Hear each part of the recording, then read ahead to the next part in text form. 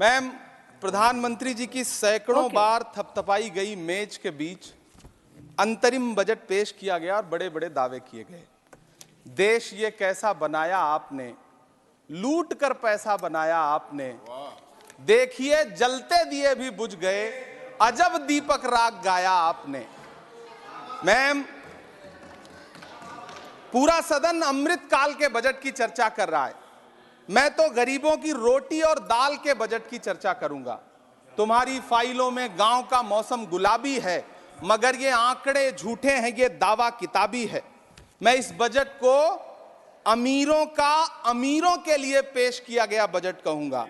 इसमें गरीबों के लिए कुछ है ही नहीं।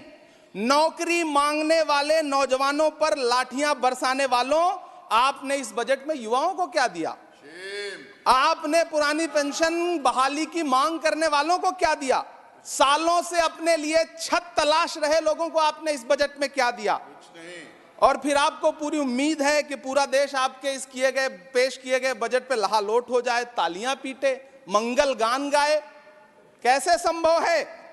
मैं सदन में खड़ा होकर के इस बजट पे चर्चा करते हुए कहना चाहता हूं कि इस बजट में फुटपाथ पर रहने वाले, छप्परों में रहने वाले, झुग्गियों में रहने वालों के लिए क्या है, उनके लिए क्या है जो प्रधानमंत्री के किए गए वायदों की बाट जोह रहे हैं। हर साल फरवरी की खूबसूरत सुबह और सजी हुई संसद से बरसते हुए झूठे वायदों की जवाबदेही कौन तय करेगा? कौन बताएगा कि 2022 में प्रधानमंत्री जी जो सबको पक्का मकान देने वाला वायदा किए थे उसका क्या हुआ? लोगों के सरों पर छत देने वाले प्रधानमंत्री जी के जुमलों से अलग उन्हें यह क्यों नहीं दिखता कि राज्यों में बैठे हुए उनके नुमाइंदे लोगों के सरों की छतें उजाड़ रहे हैं? उत्तर प्रदेश हो, असम हो, जम्मू कश्मीर हो, मध्य प्रदेश हो, भाजपा शासित राज्यों के बुलडोजर न सिर्फ लोगों के घरों को उजाड़ रहे हैं बल्कि कुचल रहे हैं लोकतंत्र को, संविधान को, अदालतों के मेयार को। मैम, मैं आंकड़ों की बाजीगरी से अलग हट करके इस बजट पर एक बात कहना चाहता हूं। आंकड़े तो ऐसे हैं इस बजट के, ये कह रहे हैं 4 करोड़, वित्त मंत्री जी 3 करोड़ कहती हैं, प्रधानमंत्री जी 4 करोड़ कहते हैं। पहले तो आप इस झूठ में ही आपस में ही सलट लीजिए कि 4 करोड़ सही है या 3 करोड़ सही है। मैं आंकड़े तो ऐसे हैं इस बजट के मैम कि जो सुने वो बस पथराई आंखें लेकर किंग कर्तव्य विमूढ़ हो जाए। लेकिन झील में पानी बरसता है हमारे देश में, झील में पानी बरसता है हमारे देश में, खेत पानी को तरसता है हमारे देश में, जिंदगी का हाल खस्ता है हमारे देश में, दूध महंगा खून सस्ता है हमारे देश में। मैम, रोजगार, महंगाई, किसान, मनरेगा, पेट्रोल डीजल के दाम, गैस सिलेंडर के दाम, फसलों की एमएसपी की गारंटी, इन सब जन सरोकार की बातों से इस बजट का कोई लेना देना नहीं। हमारे ट्रेजरी बेंच के साथी हंगामा कर रहे हैं। मैं तो कहना चाहता हूं मैम, वो एक बार इनके एक नेता एक गांव में गए और उन्होंने गांव में कहा कि गांव वालों आओ, मैं तुम्हारी समस्याएं समाप्त करना चाहता हूं। गांव वाले इकट्ठा हो गए। नेताजी ने गांव वालों से कहा बताओ तुम्हारी 2 समस्याएं बताओ, मैं दोनों समस्याओं का यहीं पे समाधान करूंगा। तो गांव वालों ने कहा साहब हमारी पहली समस्या है कि हमारे यहाँ कोई हॉस्पिटल नहीं है। तो नेताजी ने मोबाइल निकाला, कहीं फोन मिलाया और मिला के फोन पे पता नहीं क्या कुछ कहा कि यहाँ गांव में हॉस्पिटल नहीं है, हॉस्पिटल तुरंत, यहाँ हॉस्पिटल चाहिए। गांव वाले खुश हो गए कि 1 मिनट में यहाँ हॉस्पिटल आ रहा है। अगली समस्या के बारे में उन्होंने, नेताजी ने गांव वालों से कहा कि मैंने आपकी पहली समस्या समाप्त कर दी, दूसरी समस्या बताओ। तो गांव वालों ने कहा साहब इस गांव में कोई भी मोबाइल का नेटवर्क ही नहीं है। ये है इनके काम करने का तरीका, ये है झूठ बोलने का तरीका। इन्होंने वायदे किए बड़े बड़े, जो 10 साल के इनके वायदे हैं मैं उनके बारे में बात करूंगा। वायदों से ज्यादा इनके नारों पे बात करूंगा। पहला नारा था बहुत हुई महंगाई की मार, अब की बार मोदी सरकार। आइए इस नारे की समीक्षा करते हैं। पेट्रोल, डीजल, गैस, ये तो बड़ी बड़ी बातें हैं। आटा, चावल, दूध, दही, पनीर, छाछ, सब चीज पे जीएसटी। अरे ये फिल्में टैक्स फ्री करने वाले लोग कफन तक पर जीएसटी लगा रहे हैं और ये गरीबों की बात करते हैं। मैम, ये सरकार झूठ की सरकार है, ये सरकार के जितने दावे हैं सब खोखले हैं।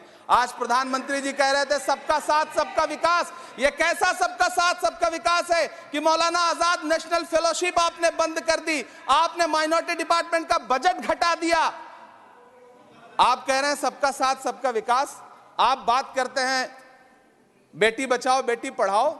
हमारी आंखें हाथरस से लेके कठुआ से लेकर के और देश की जंतर मंतर की सड़क वो देख रहे हैं, जब हमारी ओलंपिक पदक लाने वाली बेटियों को प्रधानमंत्री की चौखट पे अपना मेडल रख देना पड़ रहा है। इससे शर्मनाक क्या हो सकता है। मैम, कृषि विकास दर जो 2014 में 4.6% थी, इस वर्ष गिरकर 1.8 कैसे हो गई? क्यों हर दिन 31 किसान आत्महत्या करने को मजबूर हैं? ये सरकार उन पर क्यों बात नहीं करती? कीमत तो बहुत बढ़ गई शहरों में धान की, लेकिन विदा ना हो सकी बेटी किसान की। मौका मिला तो लोगों ने कुर्सी के वास्ते तस्वीर ही बिगाड़ दी हिंदुस्तान की, और आज बड़ी बड़ी बातें कर रहे हैं। मैं यहां पर आपसे खड़ा होकर के मैं अंत में इतना कहना चाह रहा हूं कि वित्त मंत्री जी ने बजट में ट्रेनों के डिब्बे को वंदे भारत कोच में बदलने का एक प्रस्ताव रखा अपने भाषण में। ठीक है, ये सुनने में कानों को बहुत अच्छा लगता है, लेकिन मैम, ये सरकार ट्रेनों की सुरक्षा के बुनियादी मुद्दों पर एक शब्द नहीं बोलना चाहती।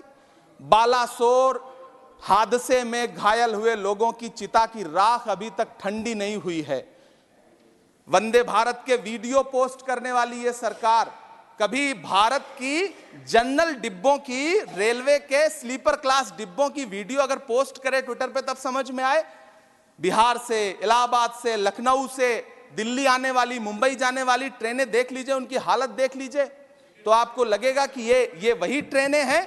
आज स्थिति ये है कि रेलवे स्टेशन तो छोड़िए, रनवे पर खाना खिला रही हैं आपकी प्राइवेट एयरलाइंस। अभी आपने जुर्माना लगाया है, नोटिस दिया है एक एयरलाइंस को। यह स्थिति आपने करके रख दी है ट्रेनों की, एयरलाइंस की। ऐसे में मैम, कागजों पर तो आप कितना भी वंदे भारत और बुलेट ट्रेन सर पर दौड़ा लीजिए, लेकिन असल में भारत की ट्रेनों की डिब्बों की सवारियों की हालत देखने लायक है। अगर सरकार खुली आंखों से उसे देखना चाहे तो देखे और उनकी स्थिति सुधारे। आज अपने प्रधानमंत्री जी ने अपने भाषण में यहां खड़े होकर कई बार न्यू मिडिल क्लास की बड़ी चर्चा की, न्यू मिडिल क्लास जनरेट करेंगे। लेकिन मैं तो यहां खड़ा होकर के सरकार से कहना चाहता हूं कि न्यू मिडिल क्लास का जुमला अपने पास रखिए। यह बताइए कि जो पुराना मिडिल क्लास है उसके साथ आप कैसा व्यवहार कर रहे हैं। आज उसकी स्थिति क्या है? आप अमीरों के कर्जे माफ कर रहे हैं, उद्योगपतियों के कर्जे माफ कर रहे हैं, और यहां स्थिति यह हो गई है कि जो मिडिल क्लास, उसकी जो रोजमर्रा की जरूरत की चीजें हैं उस तक पर आपने जीएसटी लगा रखी है। आप फिल्में टैक्स फ्री करते हैं, लेकिन स्टूडेंट्स के प्रतियोगी परीक्षाओं के फॉर्म की फीस नहीं माफ कर सकते। आपको बाकी जगहों पर टैक्स लेना है, हर जगह टैक्स लेना है। मिडिल क्लास से आपका कोई रिश्ता नहीं। मिडिल क्लास तो आपसे कह रहा है कि मोहब्बत, भाईचारे के दीवाने दिन ही लौटा दो, वो सस्ती दाल सब्जी के सुहाने दिन ही लौटा दो। ये अच्छे दिन तो अंबानी अडानी को मुबारक हो, हमें ऐसा करो साहब पुराने दिन ही लौटा दो। वो पुराने दिन जो बहुत अच्छे थे, वो पुराने दिन जहां लोग एक दूसरे से मिलजुल करके रहते थे। मैम, इलाहाबाद, दिल्ली, कोटा जैसे शहरों में छोटे छोटे कमरों में अभावों के साथ पढ़ाई कर रहे युवा किताबों के साथ गल चुके हैं। उनके हिस्से अधेड़ अवस्था तो आई है, लेकिन नौकरी और रोजगार नहीं आया।